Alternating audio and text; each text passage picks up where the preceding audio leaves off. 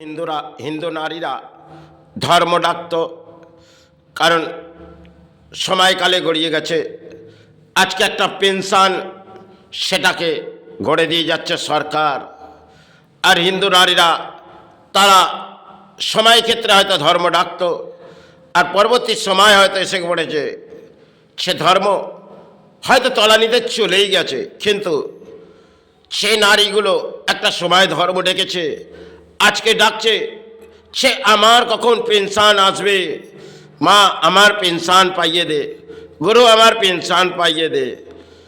কিন্তু একটি ভাতা যেন সরকার গড়ে দিয়ে যাচ্ছে, আর সাধারণ মধ্যবিত্ত থেকে অর্থনীতিবিদ তারা এই ভাতা গ্রহণ করছে। কেন সরকার দান দিচ্ছে, সে দান গ্রহণ করো। যেন একটা ধর্মের মাঝে খেলা চলছে, এটা দুটি ধর্মের মাঝে পেনশন তারা পাচ্ছেন, কিছু অঙ্কের হলেও পেয়ে যাচ্ছেন একটি ভাতা। আর একটা সময় হয়তো এই পুরুষদের পেনশন ছিল, আবার পরবর্তীকালে সেটাকে একটা রুলস নিয়মের মধ্যে এসেছে, সেটা পরবর্তী জেনারেশন সেটা পাবে না। কিন্তু সরকার যেটা গড়ে দিয়ে যাচ্ছে এই বাংলার সরকার, সে একটা পেনশন তোমাদের আমি সরকারে এসছি, একটি ভাতা মা লক্ষ্মীর করে দেবো, আর চাই দুর্গার নামে করে দেবো, যে নামেই করব সেই নামটি আমার ডাকো, সেই নামটির মাঝে ডাকলে আমি ফুটে আসবো, তোমাদের সাহারা আসবে। যতটা সময় হয়তো বাংলা গড়িয়ে গেছে, তাতে বাংলা কোথায় এই সনাতন ধর্মকে যারা তলানিতে ফেলছে তারা হচ্ছে সব থেকে দুর্ভাগ্য এই নেতারা। তারা যখন যে পরিণাম আসছে সেটা তাদের ব্যাখ্যা আর সমাজ গ্রহণ করছে। এটাই তো বাংলার মাঝে চলছে এক ভয়ঙ্কর রাজনীতি। আজকে এই রাজনীতির জোয়ারে মানুষ উৎপাত হয়ে পড়েছে, কারণ ধর্ম ধর্ম করে চিৎকার করে হয়তো যাবে না আজকের সমাজে। আজকের সমাজে চলবে সে নেতা কিছু শিলালাস পুঁতে দেবে, আর সেখানেই আমরা সাহারা যাব। যদি একটি জগন্নাথ মন্দির তিনি করে দিয়ে যায়, তাহলে আমাদের দেশের সাহারা আসবে, আমরা যাব ওই স্থান যেটা পবিত্র হয়ে গেছে আজকের মাঝে। কারণ সে পবিত্র স্থান সেটাকে ভুলে যাও, আর সেই দান সেখানে দিয়ে আসো। এটাই তো এক যেন নতুন ইতিহাস আবার সৃষ্টি করে যাচ্ছে, আরেকটি ইতিহাস, সেটা ইসলাম ধর্মকেও কিছু পরিণাম দিচ্ছে। আরে সে বাবর নিয়ে ভারতবর্ষের মাঝে লড়াই চলেছে, কত কত রক্ত বয়ে গেছে। আরে সেটা সময় ক্ষেত্রে যখনই এই দরওয়াজা খোলা হয়েছে, তখন তো মৃত্যুর পথ ঢলে পড়েছে। আজকে তাকে নিয়ে যে পরিস্থিতির মাঝে বাংলা হাঁটছে, কারণ এটা দেশের পরম দুর্ভাগ্য। আর ধর্ম করে হয়তো চিৎকার করা এই সমাজে যায় না, কারণ ইনি একটি ধর্মের মাঝে হিংসা বৃদ্ধি ছড়াচ্ছে, দুটি ধর্মের মাঝে যেন একটি লড়াই চালাচ্ছে, আর এদেরকেই সমাজ গ্রহণ করছে। কারণ আজকে গীতা ভগবত এ সমস্ত হয়তো পবিত্র, কিন্তু আজকে এনাদের বলিগুলো যেন পবিত্র হয়ে দাঁড়িয়েছে। এটাই বাংলায় ঘটছে, আর এটাই ভারতবর্ষের মাঝে। কারণ সময় ঝর্ণা উঠতেন মন্দিরের মাঝে, আর আজ উঠছে পথের মাঝে এই নেতাদের কিছু পরিণাম দেখছি, তাই তো ভারতবর্ষের মাটিতে। কিন্তু এই সবাই যা আসছে, এক বাবর তিনি যা করে গেছেন সেটা দেশের মাঝে লড়াই চালিয়ে গেলেন, দুটি ধর্মকে সেভাবে পরিণাম দিয়ে গেলেন। হয়তো হিংসাবৃদ্ধির মাঝেই তিনি করতে গেলেন, কারণ তিনি যে কাজ করেছে সেটা হয়তো পুরনো ইতিহাস কিছু ছিল, তাই তিনি সনাতন ধর্মকে তিনি কিছু পরিণাম দিয়েছিলেন। আজ নতুন করে যদি এই বাবরের নামে কিছু জায়গা খুলে দেওয়া যায়, তাহলে হয়তো ইসলাম ধর্ম আমার পক্ষে ঢল লাগবে। আরে যেই বাংলার মাঝে 70% হিন্দু, আর সেখানে 30% হয়তো মুসলিম সম্প্রদায়, তাহলে সেখানে একটা লড়াই অতি ভয়ঙ্কর চালায়। এটাই তো, তাই জনগণ সেটা মেনে নিচ্ছে, কারণ সমাজে তারা গ্রহণ করছে। দেখো, আমার রাজ্যের মুখ্যমন্ত্রী একটি স্থান গড়েছে, আবার কিছু গড়ে দিয়ে যাবে, কিছু না কিছু লজিক দিয়ে যাচ্ছে। এটাই তো বাংলায়।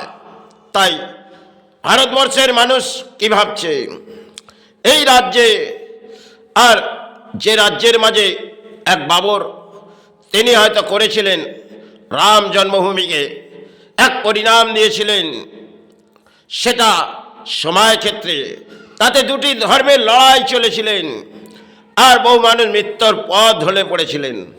আজকে যদি সেই পুরনো ইতিহাস আমরা যেটা আমার জীবনে দেখেছি, সেটা যদি সরকার করে দেয়, তাহলে জানি না বাংলার মাঝে কোথায় কি ঘটবে। এই পরিস্থিতিতে বাংলা দুরবস্থা ভেঙে পড়েছে, কারণ এখানে ধর্ম করে চিৎকার নয়। আরে গীতা আর ভগবত সে সমস্ত পবিত্র, কিন্তু সেগুলো আজকে ধর্ম মাঝে যদি আসা যায়, এরা তো পরম ধর্মের পূজারী হয়ে গেছে। কারণ এরা যখন যেখানে চাইবে কিছু পুতুল পুজো করাবে, সরকার কিছু অর্থ দেবে, চাও কিছু দেবী দুর্গার নামে অর্থ দিচ্ছে, তোমরা বসে বড় পথে পুতুল পুজো করো, এটাই তো সরকারে। আর নেতাদের পাঠাবে, যাও গায়ত্রী মন্ত্র উচ্চারণ করো। আরে এটাই বাংলায়। তাহলে এই দুটি ধর্মের মাঝে যিনি করে যাচ্ছেন, বাংলার মানুষ তাকে গ্রহণ করছেন। কারণ একদিকে যদি ব্যাখ্যা দিই, স্বয়ং রাম তিনি তো আবির্ভাব এই ভূমির মাঝে এসেছিলেন, তাহলে সে সময় ক্ষেত্রে গড়িয়ে গেছে। আজ যে ব্যাখ্যাটি করছে, তিনি বাবর এসে কিছু পরিণাম দিয়েছিলেন, তাতে ভারতবর্ষের মাঝে ক্ষয়ক্ষতি ছাড়া কিছু হয়নি। যতটা সময় এই চকাট খোলা হয়েছে, ততটাই দেশের দুর্ভাগ্য নেমে পড়েছিল। 93 এক দাঙ্গা রাত গড়িয়ে গেল, কেটে গেল। আজ সেই পরিস্থিতির মাঝে যদি বাংলা হাটে একটি মন্দির করে দিলাম, আবার একটি মসজিদ, নতুন প্রকল্প এক বাবরের নামে, সে রাজ্য থেকে চলে এসো আর আমার রাজ্যে প্রবেশ করো, বাবা বাবর তুমি প্রবেশ করো, এটাই তো। তাহলে এটি দুটি ধর্মের মানুষ, তারা সংগঠন কোথায় যাবে যদি নেতারা উন্মাদ হয়ে পড়ে? কারণ ধর্মস্থানগুলো যেগুলো পড়ে আছে, সেগুলো দায়বদ্ধতা নেই। আজকে যে স্থান আমি গড়ে দেবো, সেটা তোমরা যাও, তোমরা সেবা দাও, আর তাতে কিছু অর্থ দাও, আর আমি কিছু দেবী দুর্গার পুজো করার অর্থ দেবো, পুরোহিত এসো সেবা চালাও। আর আগে নেতা গায়ত্রী উচ্চারণ করবে, আর এই সাধকদের তারা যে কামনা করে, এ সমস্ত মন্ত্রগুলো তারা এই জায়গায় এলো, আজ তো ভেঙে পড়েছে। কারণ যদি গীতা আর ভগবত এ সমস্ত বেদ বইগুলো নিয়ে আসি, হয়তো আমি পড়তে জানি না, কিন্তু সেগুলো আজকে এই সমাজ থেকে নষ্ট হয়ে গেছে। সেগুলো পবিত্র ছিল, সেগুলো এই সমাজ তাকে অতি ধর্ম করে চিৎকার করলে হবে না, ধর্মকে তারাই তলানিতে পাঠিয়েছে। ছানবেন আজকে ডাকছে দেশের নেতা তাদেরকে। কারণ সর্বপ্রথম যদি দেখি রাজ্যের মাঝে চলছে একটি হয়তো দিয়া ঘরে জ্বলে বাসস্থানে, কিন্তু সেক্ষেত্রে মানব জাতি একটি পেনশনের মাঝে কামনা করে দুটি ধর্মের, সে কখন আমার সাহারা আসবে? মা, ওই যে সরকার আমাকে দেবে, সেটা আমার বাসস্থানে আসুক। আরে এতে যদি আপনার ঘর ভরে আসে, তাতে জানবেন আপনার ঘর থেকেই কোনো না কোনো অর্থ কিভাবে তিনি সঞ্চয় করে নিচ্ছেন, আর আপনাকে 10 টাকার বিনিময়ে 2 টাকা অর্থ সঞ্চয় দেখাচ্ছেন। এটা করে যান, তাতে আপনার ধর্মে আপনি যদি এখানে শিল্প হতো, তাহলে এই বাংলা কিছু পরিস্থিতি হয়তো জায়গা আগে বাড়তো। আজকে বাংলায় তো শিল্প বলে কিছুই নেই, আছে রাজনীতির জোয়ার। ভেসে যান এক জোয়ারের মাঝে, ছাড়বেন পরবর্তী জোয়ার হয়তো কখন আসবে, আজকে এই জোয়ারেই ভাসুন। যাই হোক, এই ব্যাখ্যা করে আমি শেষ পথেই হাঁটছি। আমার গুরুচরণে প্রণাম জানিয়ে, ঠাকুরকে প্রণাম জানিয়ে, হয়তো এই সমাজে ব্যাখ্যা করা যায় না, কারণ আজকে একটি গীতা পাঠ সেটা হয়তো আবির্ভাব হচ্ছে, কিন্তু যে ব্যাখ্যাটি আমি এই ধর্মের মাঝে ব্যাখ্যা করছি, কারণ এই দেশের পরম দুর্ভাগ্য নেমে পড়েছে রাজ্যর, আর দেশেরও পরম দুর্ভাগ্য, কারণ একটি লড়াই হয়তো রাজনীতির, আর সেখানে আমরা সামিল হই, সেখানে কিছু না কিছু ঘটে। তাই দুটি ধর্ম যাতে শ্রদ্ধার মাঝে নিজের নিজের জায়গা তারা কামনা করে, এটাই কামনা করব। জয় গুরু, জয় মা।